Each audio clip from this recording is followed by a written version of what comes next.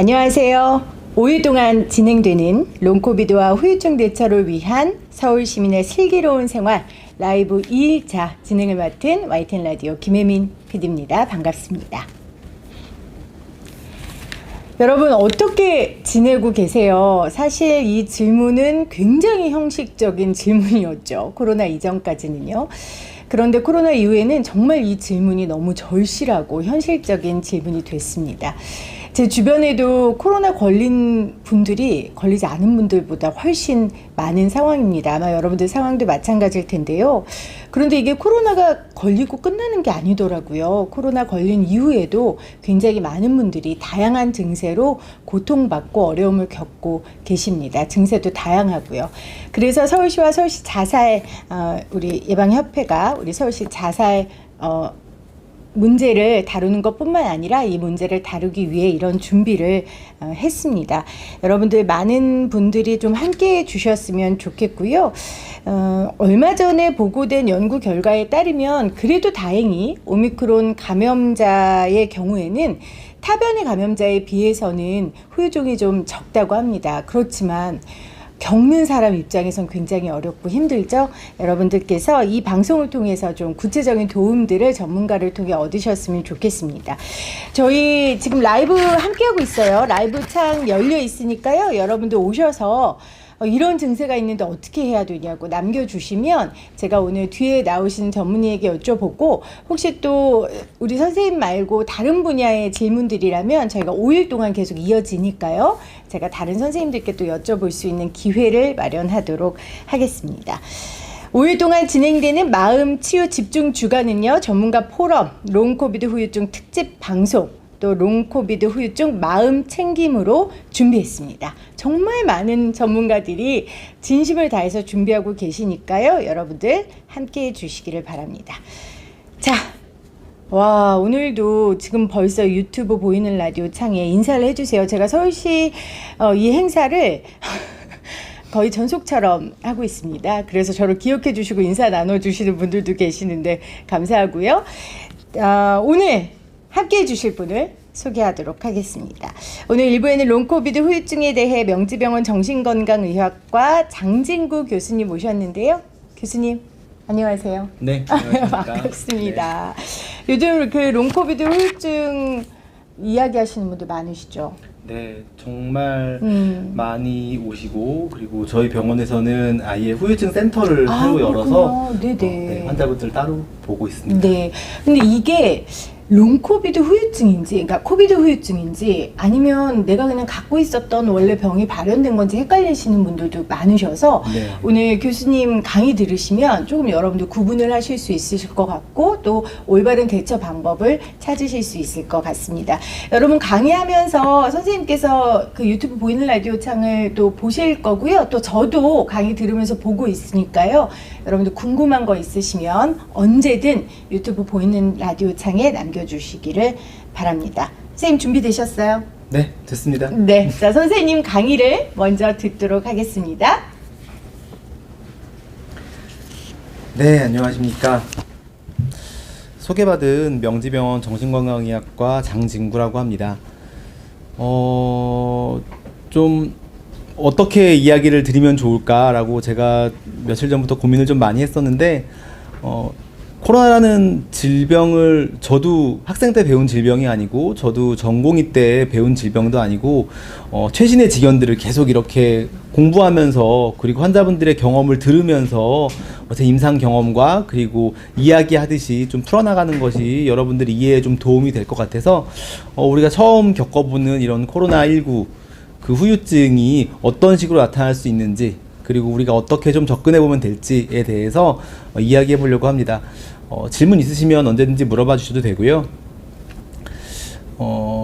일단 좀 신뢰도 있게 말씀드리자면 제가 근무하고 있는 명지병원은 코로나 환자를 진료하는 데 굉장히 특화되어 있는 병원이었습니다. 저희가 2020년 3월에 우리나라에 제1번 코로나 환자가 이제 발생했을 때 그때부터 코로나 그 입원 전담병동을 만들어서 치료를 해왔었고요. 그 이후에도 가장 먼저 코로나 후유증 클리닉을 개설해서 현재로서도 뭐 한 달에도 수천 명 이상의 환자분들이 코로나 후유증 상담을 위해서 그리고 치료와 증상 조절을 위해서 병원에 내원하고 계십니다. 호흡기내과도 많이 가시고 정신과도 많이 오시고 여러 가지 오시고 있어서 여러분들이 오늘 강의를 들으시고 혹시 내가 코로나 후유증이 아닐까 그리고 좀 비특이적인 증상으로 힘들어하고 계신다면 방문하셔서 상담을 해보시면 도움이 될 거라고 생각합니다.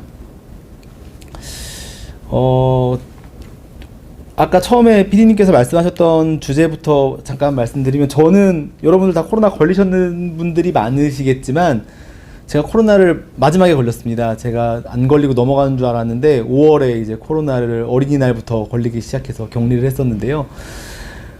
처음에는 코로나 후유증 저도 이제 환자분들 많이 오셨을 때 이거 후유증인지 원래 내가 가지고 있던 질환이 나타나는 건지에 대해서 헷갈릴 거라고 생각했는데 걸리고 보니까 알겠더라고요. 걸려본 분들은 좀 느끼시는 게 있을 겁니다. 다르구나.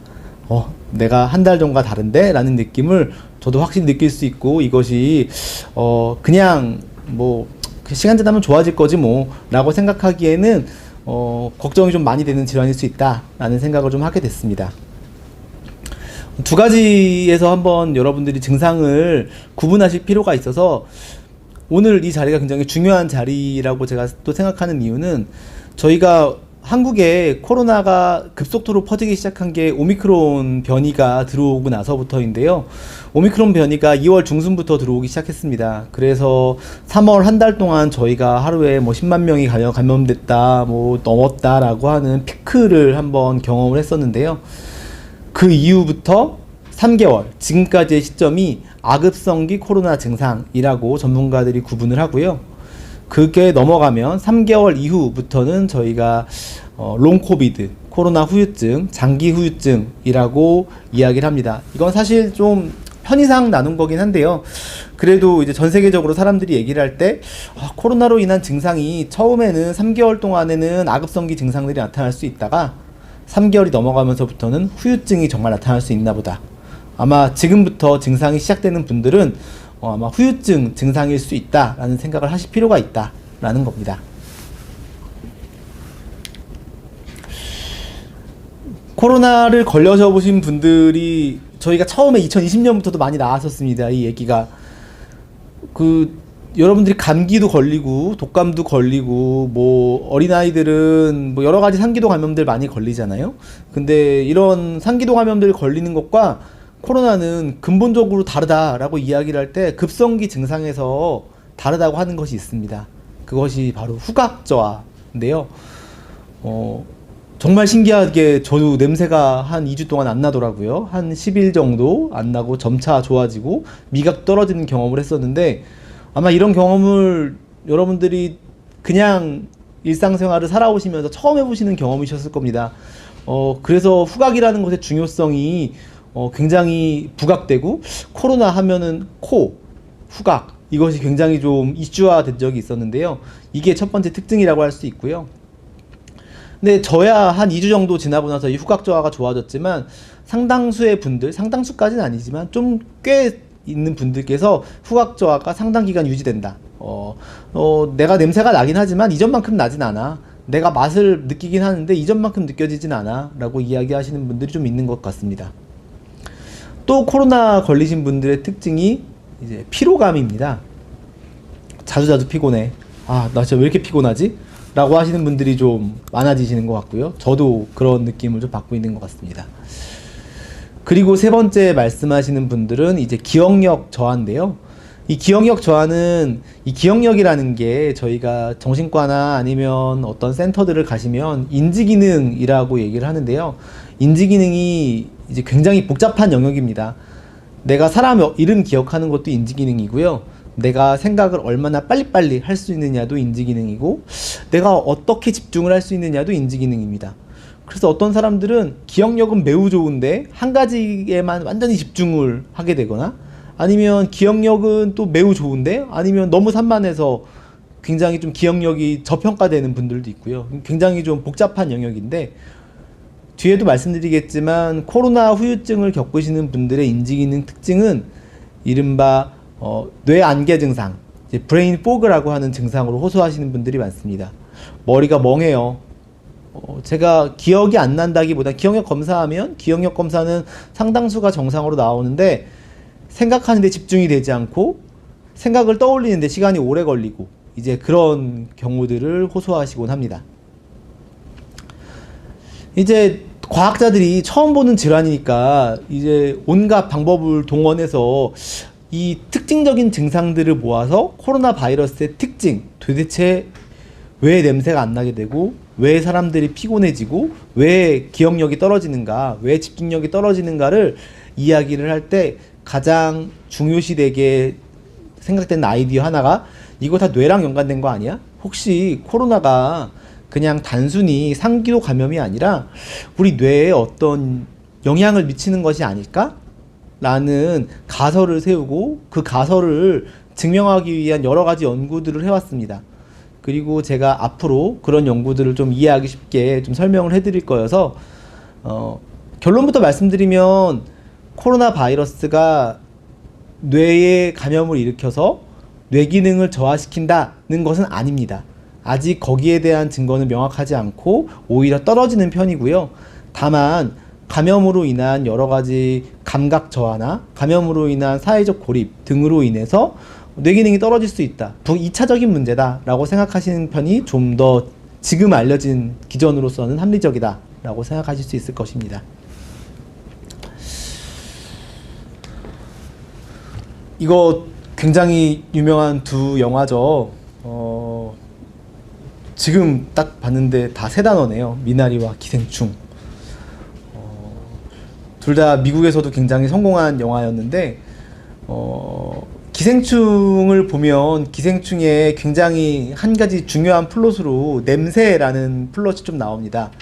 그 가난한 사람이 풍기는 냄새와 부유층이 풍기는 냄새가 달라서 그 부유층 사람들이 가난한 사람의 냄새를 맡으면서 굉장히 불쾌해하는 것을 영화에 표현하고 그것이 굉장히 좀 비하하는 것으로 나타나기도 하고, 미나리에서는 어떠한 향기가 나의 과거의 향수를 불러일으키는 매개체로 등장하곤 합니다. 여자분들이나 요새 남자분들도 향수 많이 사용하실 텐데요. 이 향기라는 것이 굉장히 독특한 감각입니다. 여러분들이 개나 고양이나 아니면 다른 동물들보다 눈이 아마 더 좋을 수도 있거든요. 근데 후각은 굉장히 동물들보다 떨어지는 것을 느낄 수 있습니다. 거기서 우리가 생각할 수 있는 건 후각이라는 감각이 굉장히 원초적인 감각이다. 후각이라는 감각이 사람의 아주 고위 동물보다도 더 밑에 있는 아주 원초적 동물들이 굉장히 의존하는 감각이다 라는 것들을 우리가 한번 아이디어를 떠올려 볼 수 있는데요. 이제 그런 겁니다. 우리가 미처 우리는 눈에 보고 귀로 듣고 외우고 하는 것에 익숙해져서 후각의 중요성이 점점 떨어지지만 우리가 결국에는 다 모든 것들을 잃고 나면 후각 정보가 굉장히 더 중요해지는 것입니다. 그래서 후각이 우리가 잃을 일이 없어서 모르고 있었을 뿐이지 후각이 없어진다면 굉장히 큰 후유증이 있을 수 있다 라는 것을 좀 얘기해 드리고 싶고요. 이래서 제가 요건 자세히 연구를 가져오진 않았지만 좀 중요한 연구들이 있었습니다. 한 2000년도쯤에 나왔던 연구인데요. 뭐 미국에 있는 굉장히 유명한 과학자가 인지신경 과학자라는 이제 레이첼 헤르츠라는 사람이 실험을 한 바가 있습니다. 사람한테 어떤 사진만 보여주는 사람, 그리고 사진을 보여주면서 어떠한 향기를 맡게 해주는 연구를 같이 한 겁니다. 그러면 내가 사진을 볼 때 기억했던 것들을 얼마나 기억할 수 있을까를 나중에 다시 그 기억을 회상하도록 할 때 향기를 싹 뿌려주면 향기를 맡았던 분들은 향기와 연관된 기억을 굉장히 잘 기억하더라 라는 연구 결과가 발표돼서 굉장히 좀 반향을 일으킨 적이 있었습니다. 여기서 뭐 이것이 아주 대규모의 연구로 된 것은 아니지만 그래서 이 연구를 착안해서 잠자고 있는 사람에게 어떤 장미 향기를 맡게 해주면 다음날에 기억력이 좋아진다 라는 연구들도 나와 있는 바가 있고, 하지만 어쨌든 이렇게 향기라는 것이, 후각이라는 것이 인간의 뇌 기능과 밀접하게 연관이 되어 있다라는 연구들은 이런 코로나 이전부터도 많이 나와 있었습니다. 아까 말씀드린 현상이 연구 전에도 이미 사람들은 다 알고 있었는데요. 저는 책을 예전에는 많이 읽었는데 요새는 잘 읽지 못하지만 굉장히 유명한 프루스트라는 작가의 잃어버린 시간을 찾아서라는 대하 소설이 있습니다. 이 소설은 이 프루스트라는 작가가 어린 시절에 마셨던 홍차와 다과의 기억을 마시면서 그 향기를 딱 맡자 자신의 어린 시절이 이렇게 떠올랐다고 합니다. 그러면서 쓴 서사 소설인데요. 그래서 나의 과거의 기억들이 유년기의 기억들을 굉장히 길게 잘 표현한 유명한 소설이었습니다. 이게 표현되기론 어느 겨울날 홍차에 마들렌 과자를 적셔 한 입 베어문 순간 어릴 적 고향에서 숙모가 내어주곤 했던 마들렌의 향기를 떠올렸다. 이렇게 프루스트가 다음에 얘기한 바가 있는데요. 이것처럼 향기라는 것은 감정 기억, 그리고 나의 아련한 기억, 그리고 뭔가 좀 근데 감정과 연관이 아주 높은 매개체라고 할 수 있습니다. 우리가 좀 또 생각을 해보면 어떤 건물을 볼 때도 내가 어떤 공간에 있을 때도 냄새가 굉장히 중요한데 페인트 냄새나 녹슨 쇠 냄새나 뭐 곰팡이 냄새, 눅눅한 냄새 이런 것들이 굉장히 어떤 사람들에게 편안함을 주기도 하고 어떤 사람들한테는 불쾌함을 주기도 하는 것은 이 냄새가 가지고 있는 중요성을 가지고 있기도 합니다. 또 한 가지만 좀 더 말씀을 해주시면 그 아기가 태어났을 때요. 아기가 태어났을 때 아기가 엄마를 어떻게 구분할까에 대해서 또 연구가 많이 되어 있는데 신생아가 태어나면 신생아가 엄마를 눈으로 보고 우리 엄마네 라고 생각할 것 같지만 신생아가 그 시각이 거의 없는 상태로 태어나게 되거든요. 생각을 해보시면 평생 눈 감고 있다가 아기 엄마 뱃속으로 나오는 거니까 그때 아이가 나와 엄마와 타인을 구분하는 매개체가 후각이라는 연구들도 많이 나와 있습니다. 그러면 우리가 이렇게 프루스트 제가 넘기질 못했네요. 프루스트 이야기가 있었고 그러면 우리가 과연 소설에서도 후각이 중요하고 연구에서도 사진 보여주면서 냄새 맡혀주면 냄새가 오래간다 라는 얘기도 나와 있는데 후각 기억이 왜 이렇게 오래가나에 대해서 정말 뇌과학으로 증명할 수 있을까에 대한 것도 많이 나와 있습니다. 여러분들이 보고 맛보고 느끼고 듣고 하는 모든 감각들은 다 뇌에 저장이 되거든요. 이 신경세포를 통해서 뇌로 저장이 되면 뇌에 살라무스라고 하는 곳에 문이 있습니다. 그 문에 다 모여서 모든 감각들이 다 모여 하면 이 살라무스라는 곳에 모든 감각들이 모여서 거기서 뇌의 각 부분으로 보내주는 문지기 역할을 하게 됩니다. 그래서 살라무스가 굉장히 중요한 우리의 뇌인데요. 보시면 뇌의 중간에 위치하고 있습니다. 우리 뇌의 중간에 살라무스가 있고 이 모든 신경세포가 이 살라무스를 통해서 우리 뇌의 대뇌피질의 각 곳으로 흩어지게 된다 라고 기억하시면 됩니다. 근데 딱 하나만 빼고 그 딱 하나가 후각입니다. 후각은 살라무스 시상이라는 곳을 통하지 않습니다. 후각은 내가 신경세포가 받아들이는 즉시 바로 뇌로 갑니다. 우리가 뇌세포로 갑니다. 뇌세포 중에서도 어디로 가느냐?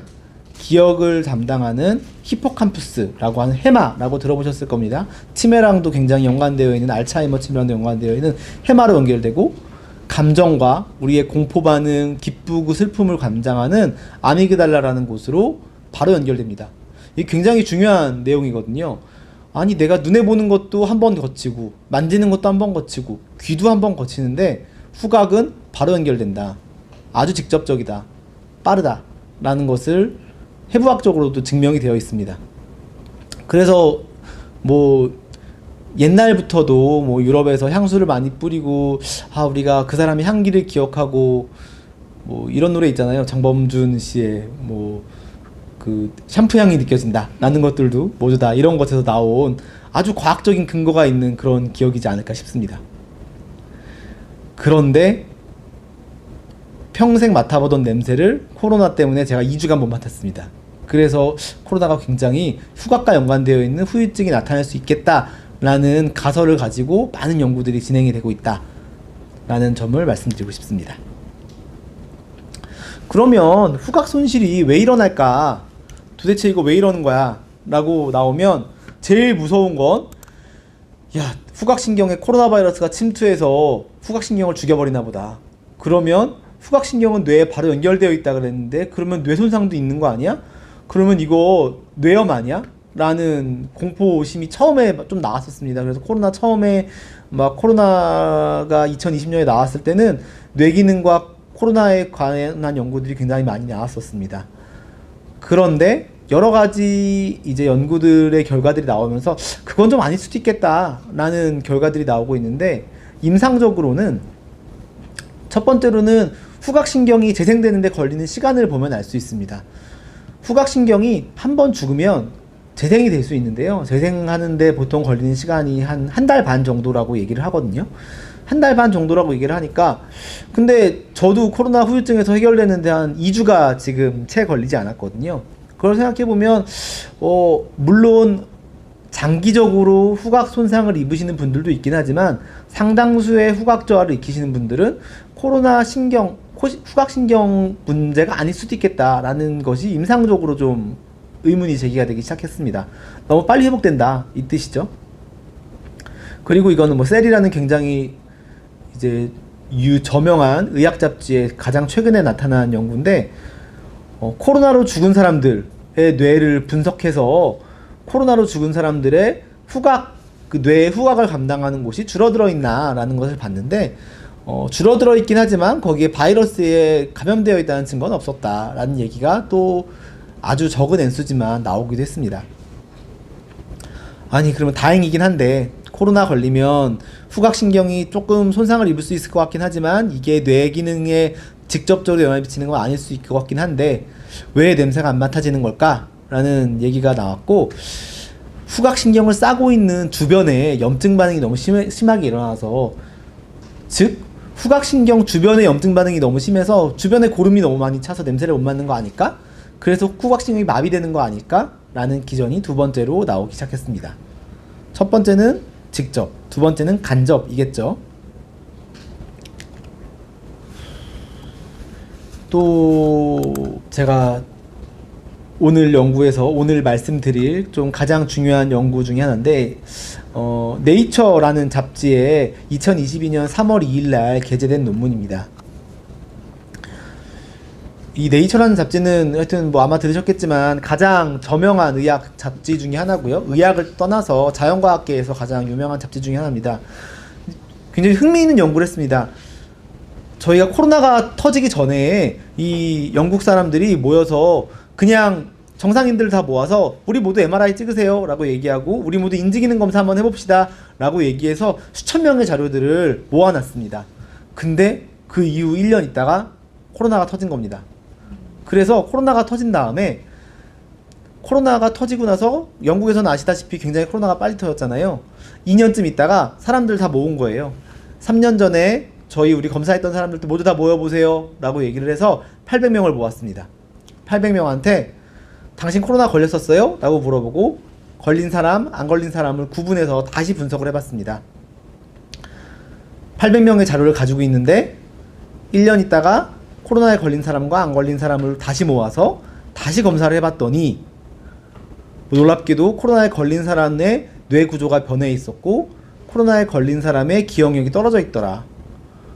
이 결과가 나와서 이거 진짜 엄청 무서운데 코로나가 이렇게 무섭게 뇌 기능을 떨어뜨리고 뇌 구조까지 변화시킨단 말이야? 라는 연구가 나와서 조선일보에도 나오고 뉴스에도 나오고 굉장히 많은 이제 관심을 불러일으켰었는데요. 그때 좀 제가 이렇게 말씀드리면서 좀 너무 무서운 이야기를 드릴 수도 있지만 더 놀라웠던 사실은 내가 코로나를 가볍게 앓고 간 사람과 심하게 앓고 간 사람들이 있을 거 아닙니까? 그래서 내가 코로나로 입원까지 했다. 아니요, 저 코로나로 그냥 기침만 했는데요? 라고 하시는 분들을 떠나서 기침만 한 사람도 안 걸린 사람보다 떨어졌더라 라는 연구 결과가 나왔었습니다. 물론 이 연구는 한 가지 연구고 많은 이제 반복 연구가 시행돼야 돼서 이것만 가지고 저희가 이제 코로나 걸리셨으면 이제 기억이 떨어지시는 겁니다 라고 얘기할 수는 없다 라는 것을 말씀을 드리고 어쨌든 코로나가 어떤 꼭 호흡기 증상의 심각도와 관련 없이 뇌기능 후유증은 다른 기전으로 나타날 수 있다 라는 가능성을 제시했다 라고 이해하시면 될 것 같습니다. 오늘 설명드릴 또 중요한 이제 그래프 중에 하나입니다. 이거는 이제 미국에서 시행된 6개월 동안 코로나에 걸린 사람들이 병원에 어떤 증상으로 찾아갔나라고 했던 코호트 연구입니다. 27만 3천 명을 대상으로 했습니다. 이 연구가 진행될 수 있었던 건 옛날에 미국이나 영국에서는 이미 수십만 명이 감염됐기 때문에 이런 연구가 진행될 수 있었는데요. 보시면 이 그래프를 보시게 되면 전체 막대의 그래프의 크기가 후유증을 호소한 빈도입니다. 보시게 되면 어떠한 모든 후유증을 제시한 게 N이라고 되어 있어서 맨 밑에 있는 바고요. 한 60% 이상이 후유증을 호소했다라고 생각하시면 되고, 그 중에 제일 많이 호소한 후유증이 무엇인가? 라고 했더니 중간쯤에 제가 빨간 박스로 되어 있는 피로도 그리고 anxiety and depression, 우울 불안 증상입니다.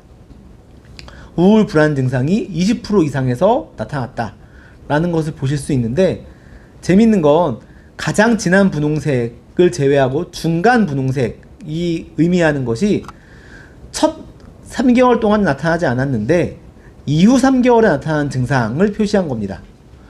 그래서 코로나 후유증을 나타나시는 분들의 상당수가 첫 90일은 증상 없었는데요, 90일 이후부터 우울 불안이 시작됐어요 라고 하시는 분들이 굉장히 많더라 라는 것입니다.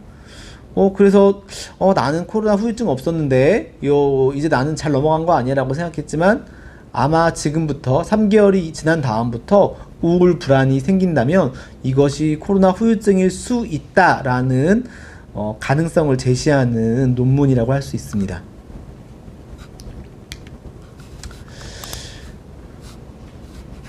그러면 아까 처음에 시작했을 때, 야, 이거 정말 내가 그냥 피곤해서 걸리는 거 아니야? 아니면 내가 코로나 증상이라는 게 어떤 좀 그냥 원래 그냥 꾀병 아니야? 라고 하시는 분들도 사실 좀 많았습니다. 이런 거 아니야? 라고 생각했다면 이걸 증명하기 위해선 내가 다른 바이러스 감염 걸렸던 사람들의 후유증과 한번 비교해 볼게 하는 것도 같이 했습니다. 이것도 굉장히 큰 연구에서만 할 수 있는 건데요. 옛날부터 미국이나 영국이나 우리나라도 있습니다. 많은 사람들은 감염병 환자들의 코호트라고 해서 감염병 환자들의 자료를 다 수집하고 있습니다. 다 환자 동의를 받고 이제 50대마다 저희한테 자료 좀 주세요, 저희가 연구할 수 있도록 하는 것을 코호트라고 하는데, 옛날에 독감에 걸린 사람들의 코호트를 모은 것과 코로나에 걸린 사람의 코호트를 모으는 것을 비교를 했습니다. 그러면 과연 내가 독감 걸린 사람들의 코호트에서 나타나는 증상 빈도와 코로나에서 걸린 사람들이 나타나는 증상 빈도가 차이가 있을까? 위에 보시면 빨간 그래프가 빨간 선이 코로나에 걸린 사람들의 후유증이고 파란 선이 독감에 걸린 사람들의 후유증인데, 가로축은 시간입니다. 모든 시간에 걸쳐서 코로나에 걸린 사람들의 후유증 호소가 많다. 얼마나 많냐? 1.65배 많다. 60% 이상 많다 라는 겁니다. 그래서 이거 독감이랑 다릅니다. 코로나는 좀 다른 것 같습니다 라는 강력한 증거를 제시한 바가 있습니다. 그러면 롱코비드, 제가 말씀드린 3개월 이후에도 많습니까? 그전 거 말고 3개월 이후에 호소하는 증상도 많습니까? 90일 이후부터 오른쪽에 있는 B 그래프를 보시면 이거 역시 많습니다. 이거 역시 3개월 이후에 호소하는 증상도 인플루엔자, 독감에 비해 많다 라는 연구가 나온 바가 있습니다.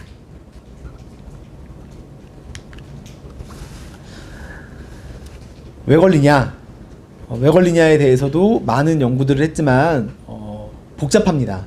근데 하지만 제가 앞에 길게 설명드렸던 후각 손상과에서 아이디어를 얻어본다면 이 모든 것들이 좀 설명할 수 있는 키라고 알 수 있는 것이 있는데, 염증 반응 아닐까? 라는 것이 가장 이제 알려져 있는 기전이라고 할 수 있습니다. 염증 반응이라고 하시면 우리가 항산화 효과, 블루베리 많이 드세요, 이런 얘기 많이 들으셨잖아요. 그래서 우리 몸은 기본적으로 작은 만성 염증들을 가지고 있는 경우들이 많고, 이것이 고혈압이나 당뇨나 이런 것들과도 굉장히 영향이 많을 수 있는데, 이게 세포로 들어가게 되면 이 세포의 분열이나 세포의 기능을 굉장히 떨어뜨리게 하는 활성산소가 나오게 되고, 이것이 기능이 떨어지게 된다고 합니다.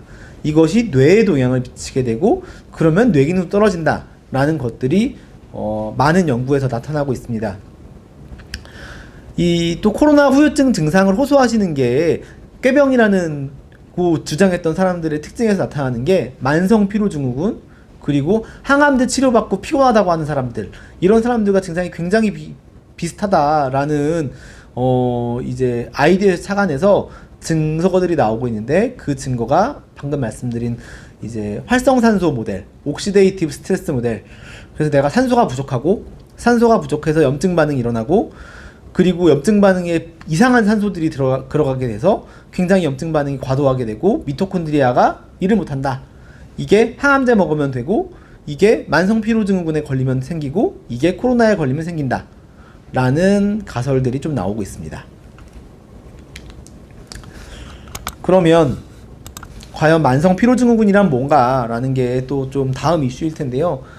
이거 미국의 CDC라는 질병예방국에서 만성 피로증후군의 증상 기준을 나타났습니다. 이 중에 한 3-4가지 정도가 있으면 내가 만성 피로증후군을 의심해 볼 수 있겠다 라고 해서 병원 한번 가보세요 라고 하는 건데, 저 조금만 운동해도 피곤해요. 저는 왜 이렇게 피곤하죠? 하루 종일 잠만 와요. 자주 졸려요. 그리고 중요한 게 온몸이 아파요. 근육통이 있습니다. 저 림프선이 만지면 아픈데요? 목을 만지면 아파요 라고 하시는 분들이 있고, 기분이 하루 종일 우울하고 의욕이 없고 불안해요. 어지러워요. 그리고 집중이 안 돼요. 이런 증상들을 호소하시고, 이것 중에 3-4가지가 생기시면 이것이 아마 뇌에 있는 크로닉한 뉴로 인플라메이션에 의한 만성 피로증후군이 아닐까라고 이제 진단 크라이테리아를 제시하고 있습니다. 근데 이거 지금 아마 여기 들어오신 분들의 상당수가 느끼시는 증상일 겁니다. 제가 느꼈던 증상이기도 하거든요. 근데 아직 전 3개월이 안 돼서 5월 초에 걸렸으니까 아직 8월을 기다리고 있는데 상당히 느끼실 거라고 저는 생각합니다. 아까 나왔던 바에 따르면 10%는 아마 이런 증상을 느끼실 수 있겠다. 제가 이렇게 준비하면서 너무 겁만 들이는 거 아닌가 라고 얘기하지만 건강한 습관을 가지면 만성 피로증후군은 많이 해결될 수 있다라는 것들이 좀 많이 또 연구도 나와 있고, 그리고 몸에 좋은 음식 먹고 우리가 좋은 공기 마시면 좋아질 수 있는 부분들이 분명히 있다라는 것들은 많은 연구들이 나와 있습니다. 그리고 그 연구들에서 보인 바와 같이 코로나 후유증에서도 좋아질 수 있을 가능성이 높다라는 게, 그 연구들 보면 좋아지니까 코로나 후유증도 좋아지겠지라고 희망을 좀 가져볼 수 있을 것 같고요. 하지만 우리가 좀 더 빠르게 증상을 좋아지게 하려면 어떤 방법들이 있을까? 아직 초반이라 저희가 완전한 증거를 제시할 수는 없지만 몇 가지 가설이 있는 치료법들을 제가 좀 알려드리려고 합니다. 첫 번째는 고압산소 치료라고 합니다. 아까 제가 활성산소가 몸에 많이 늘어나면 염증 반응이 가속화되고, 그러면서 이제 뇌기능이 떨어진다라고 하는 것이 코로나 후유증의 첫 번째 알려진 기전일 수 있다 라고 말씀을 드렸었는데요. 그걸 줄이기 위해 하는 게 역설적인 고압산소 치료입니다. 아니, 우리 몸에 산소가 많아가지고 지금 그 코로나 염증 반응이 늘어난다고 하는데 웬 고압산소 치료라고 얘기를 하지만, 이것이 바로 역설적 하이퍼옥시젠 치료라고 얘기를 하는데요. 우리 몸에 산소가 굉장히 많이 늘어나게 되면 산소를 없애려는 노력을 우리 몸이 굉장히 많이 하게 되거든요. 그게 활성산소 제거 프로그램이 우리 몸에서 막 돌기 시작합니다.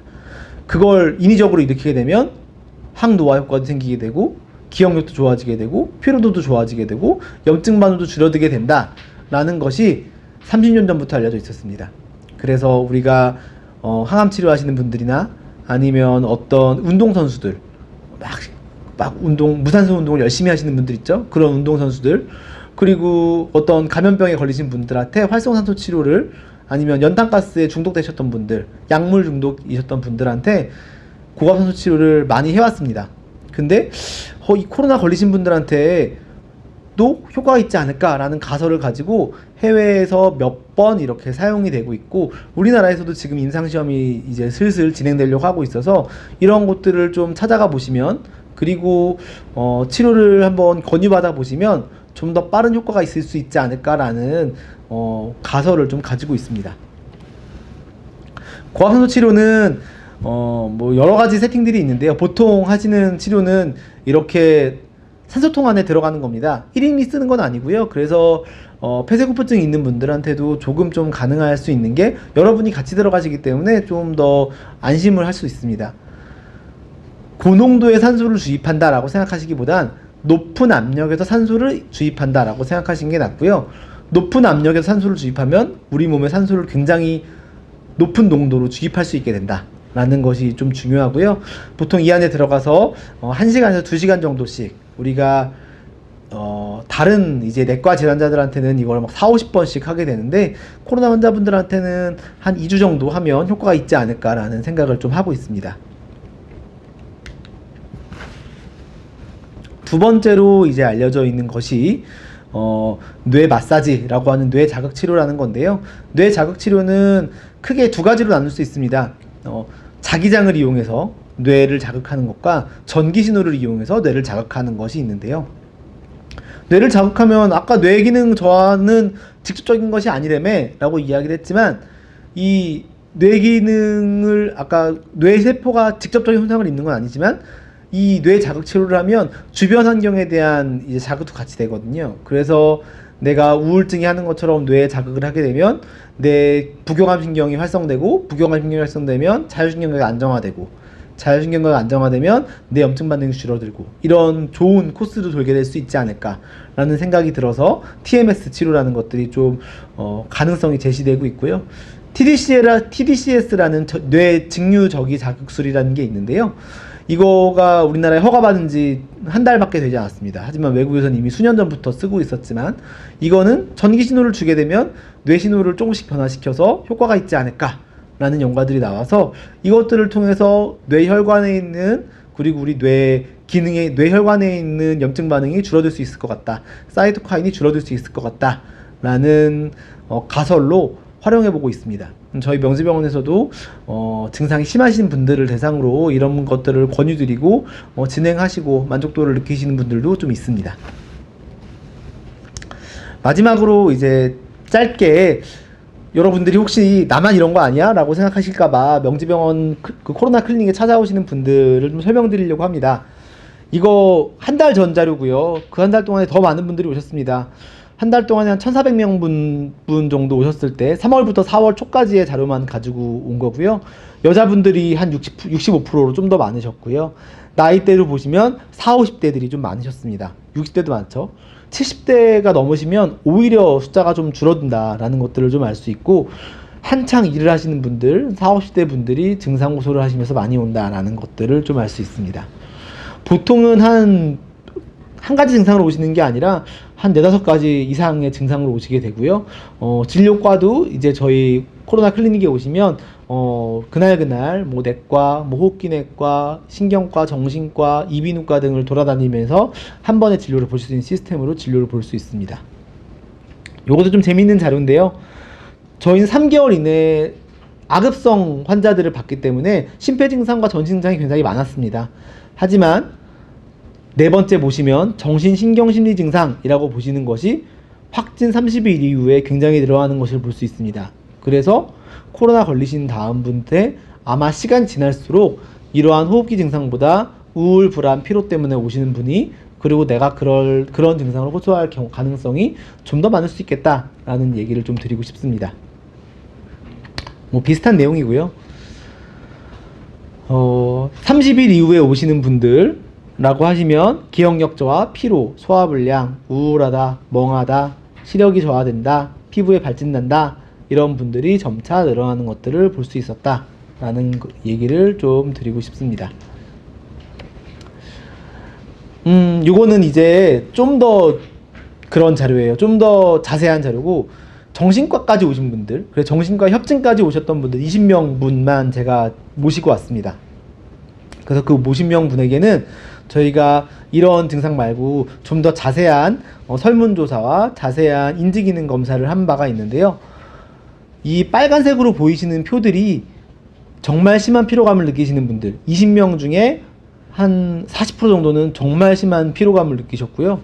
그리고 80% 정도는 코로나 걸리시는 것 자체가 굉장히 트라우마틱했다. 나 이거 진짜 너무 힘들었어.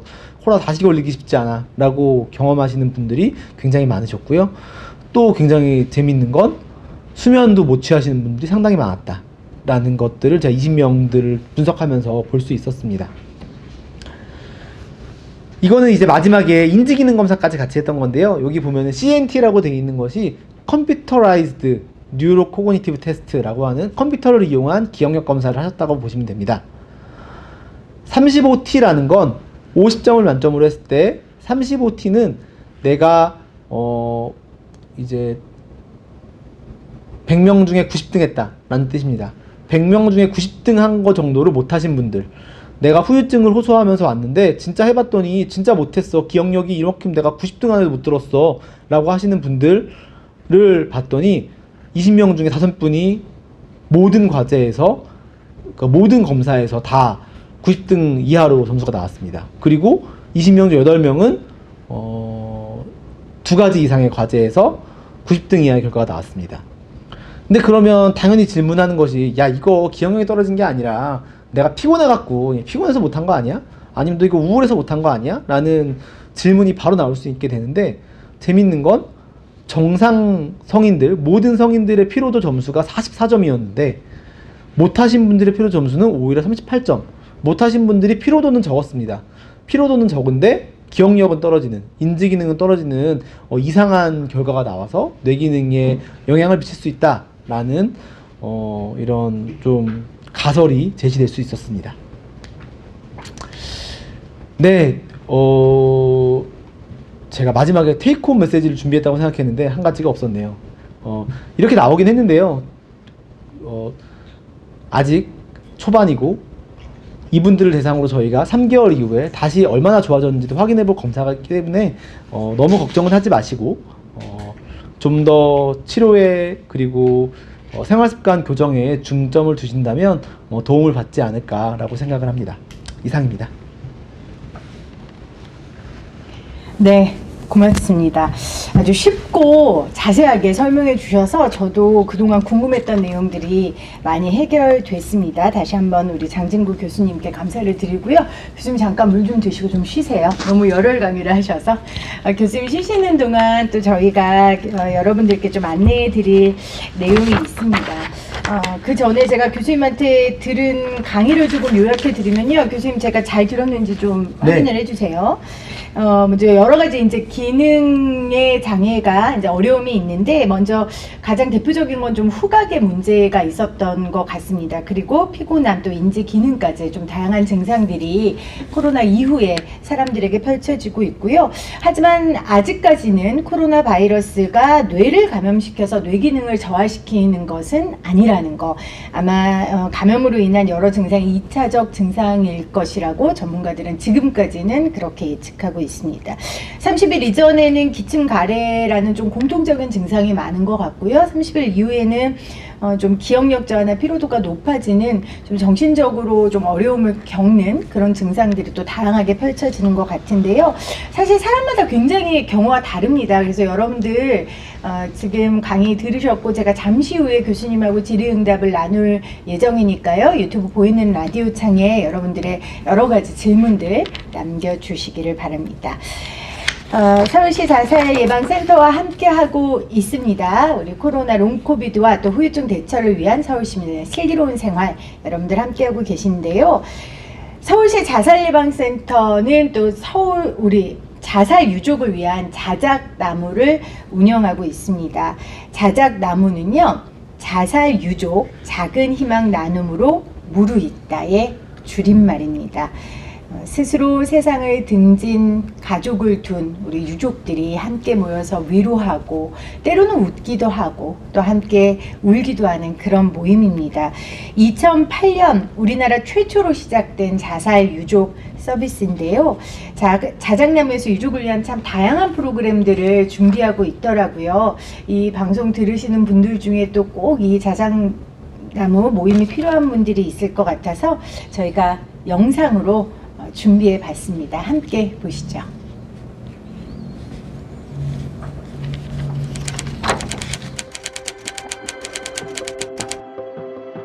외국에서는 저와 같은 자살 유족을 수어사이드 서바이벌, 우리말로 자살 생존자라 부릅니다. 자살 유족은 소중한 사람을 먼저 떠나보낸 죄책감, 상실감, 주변 사람들과 사회의 부정적인 시선과 편견으로부터 살아남아야 하기 때문입니다. 저는 지금 자작나무에 가고 있습니다. 자작나무는 저에게 공감과 위로를 주는 곳입니다.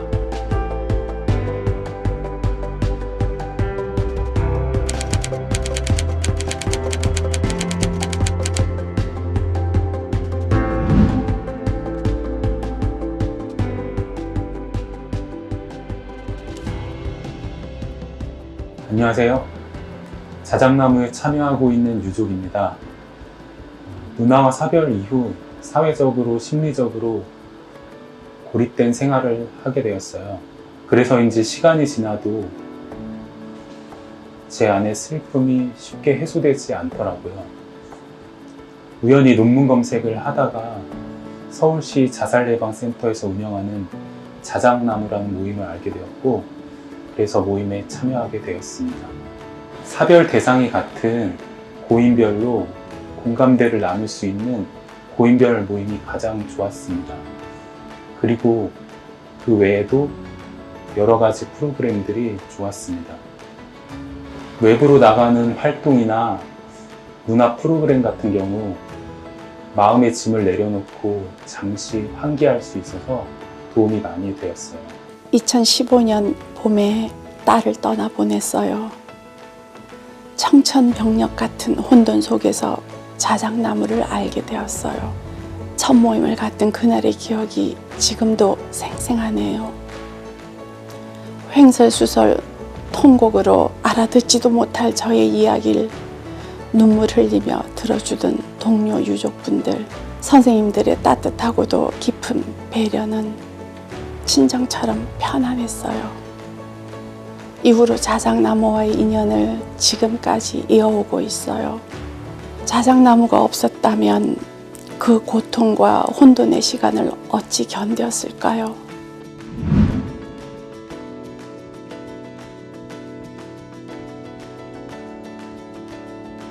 사별을 경험한 사람이 자신 안의 슬픔을 받아들이고 밖으로 표현하는 것을 애도라고 하더라고요.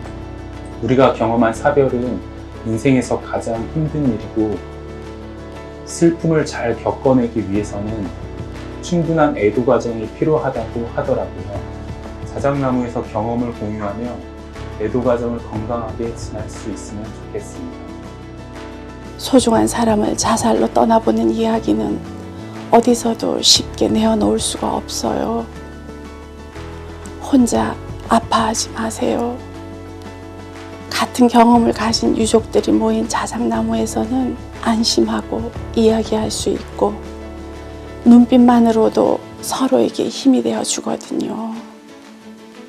그렇게 서로를 위로하고 지탱해 주면서 귀한 사람을 떠나보낸 고통과 슬픔으로부터 다시 우리의 삶을 이어가길 바라요.